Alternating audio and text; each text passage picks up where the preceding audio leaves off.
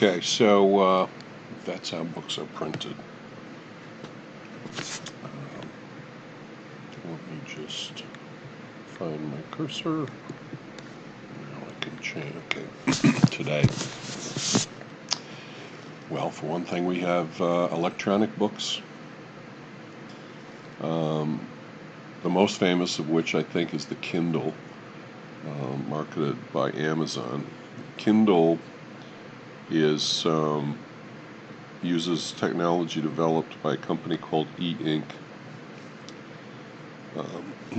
I've got a video on how e-ink technology works, but I'm not going to subject you to that. I'm just going to say I actually worked for a company that also had an electronic ink, but the electronic ink we had, this is an Israeli company, was full color. E-ink, at least originally, could not do full color. It was bi-coastal in the sense that it could be all black and white or all red or green. It could only be two things. It couldn't mix red, green, and blue to make all the colors. E-ink was, that's the video, but we're not going to look at it. E-ink came out of something called the MIT, the Massachusetts Institute of Technology Media Lab, which I actually have some experience with when I worked for the Gannett Company, a major media company, not quite as major as it used to be now. It was the leading newspaper publisher in the country. I worked in the outdoor advertising division, and Gannett had a corporate kind of sponsorship deal with the MIT Media Lab. I think the newspaper division was trying to figure out the future of newspapers and how they would merge with computers. Not a bad idea. But the MIT Media Lab developed e-ink and a lot of other interesting technologies. It was founded by this guy, Nicholas Negroponte, and basically the purpose of the MIT Media Lab was to explore the interface between computers and media, and computers in our lives. After he left the MIT Media Lab, he developed a low-cost laptop for children in impoverished parts of the world. I think this is like $100 laptop that they could have. Very interesting, brilliant guy.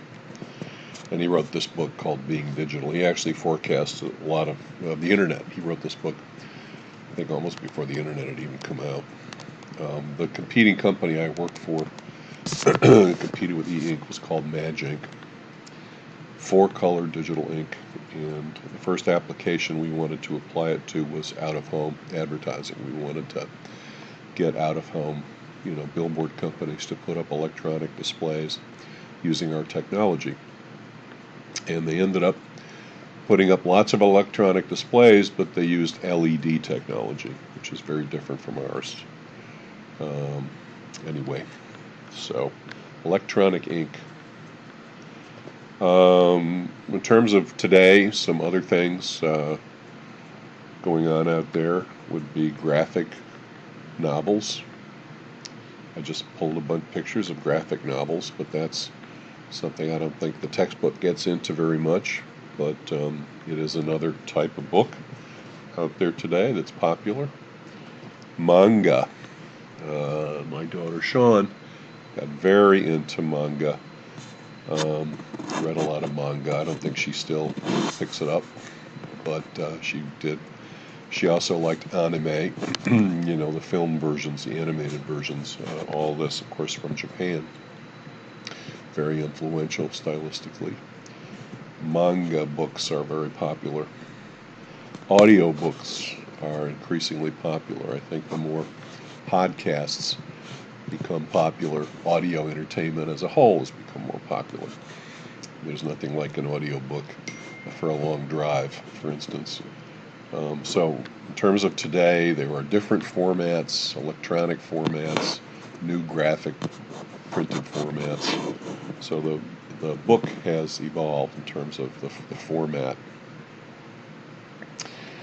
It's a video on self-publishing a book, which is best and why. I think I am going to stop now, and we will watch this video. So this is an idea of not having to find a publisher to accept your book, but finding a way, given today's technology, digital technology, etc., to publish your own book. People were always able to publish their own books if they're willing to pay for it, to print it, a limited edition. I have some grandmother's books of poetry and my self-published books of poetry in my bookcase, but this is a little different. Okay. It used to be called vanity publishing, I think. In fact, oh, where are you, cursor? Where are you? Curse my cursor. Oy, oy, there you are.